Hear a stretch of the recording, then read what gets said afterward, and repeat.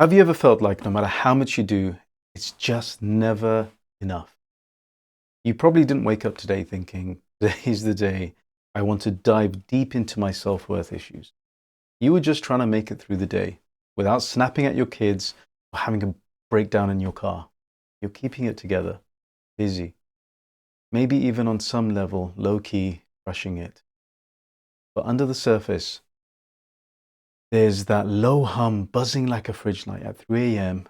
whispering, if I stop hustling, stop people pleasing, stop pretending I've got it all together for just 5 seconds, will I still be enough?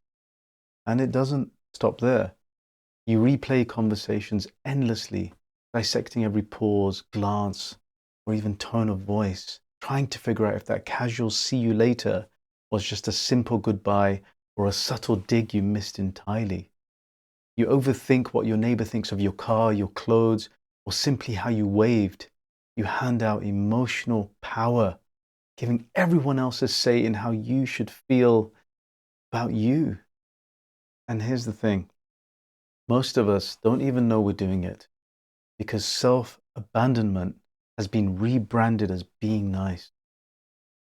Psychological studies call this sociotropy. But really, we've normalized this behavior in the guise of grown up people pleasing and acceptance with a side of chronic self-doubt. You're not broken. You're just stuck in a pattern you didn't sign up for. And unless something shakes that, a crisis, burnout, or rock bottom, you never even realize how exhausted you are from just trying to matter. Jennifer Crocker, a prominent US social psychologist, her research on contingent self-worth basically says, if your value is hanging on what other people think of you, you're screwed. Not in those words, but that's the vibe. You start living for likes, for applause, for validation. You avoid risks because God forbid someone judges you. And that voice in your head, that's not your intuition, just anxiety in a fancy coat. That second guessing, approval chasing, perfectionist spiral in your brain, that's not just how you are. That's a glitch in your self-worth software. And if that hits even a little bit, good, stick around, because this isn't just think positive talk.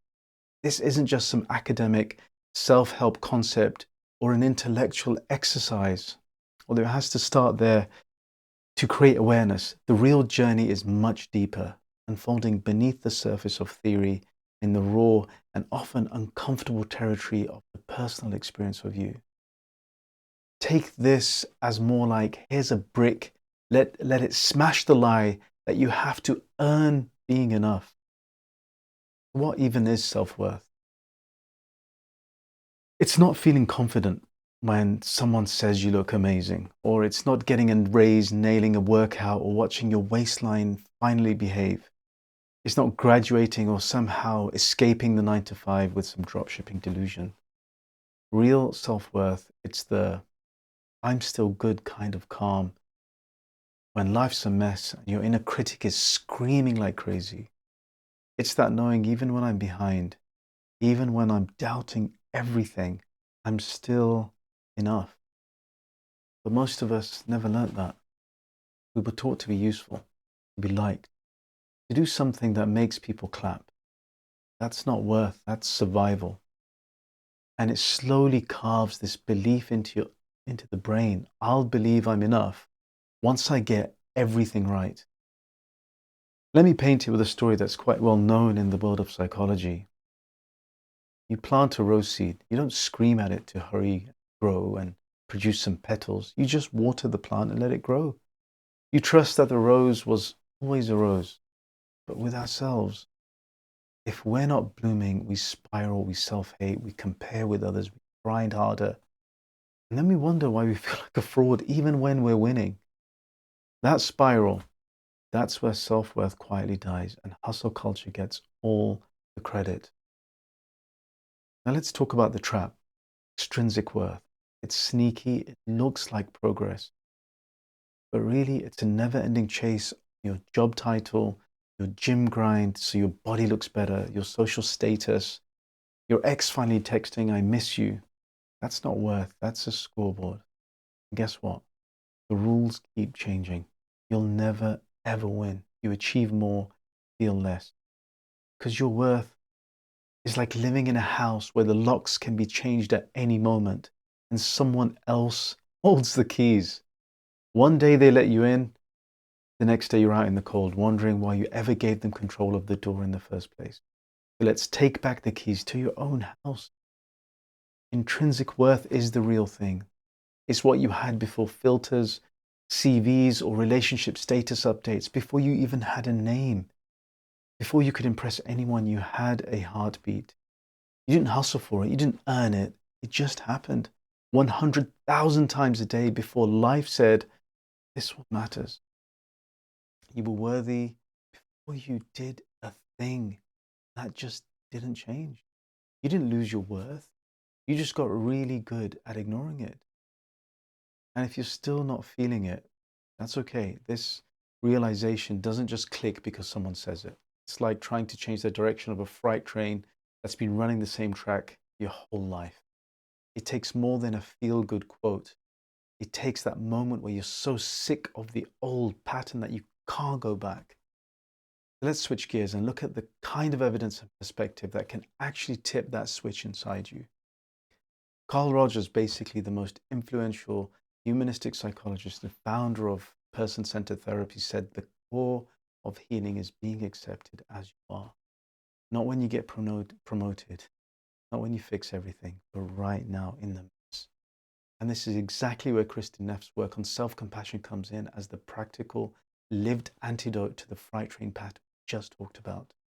Her research shows that when you stop eating yourself up every time you make a mistake, when you stop treating yourself like the enemy, you create the space to actually thrive. The result, less anxiety, more resilience, real connection, not because life suddenly turns soft and easy, but because you're no longer burning half your energy fighting yourself. That's not a vibe. That's biology and brain rewiring in action. Let me show you what that looks like. Imagine this. You've had a relatively normal day, nothing crazy dramatic, just the kind of day that slowly chips away at you. You're drained, maybe a little lonely, carrying the weight of being strong for everyone else. You walk into a restaurant hoping for a moment of peace. You sit down, and for a split second, it feels like maybe the day is turning. Then the waiter shows up with a tray, placing a dish in front of you that isn't what you ordered, a drink you didn't ask for, and arriving at exactly the wrong moment. In an instant, it's like something inside you snaps, and your voice rises louder than you expected, drawing the attention of the room.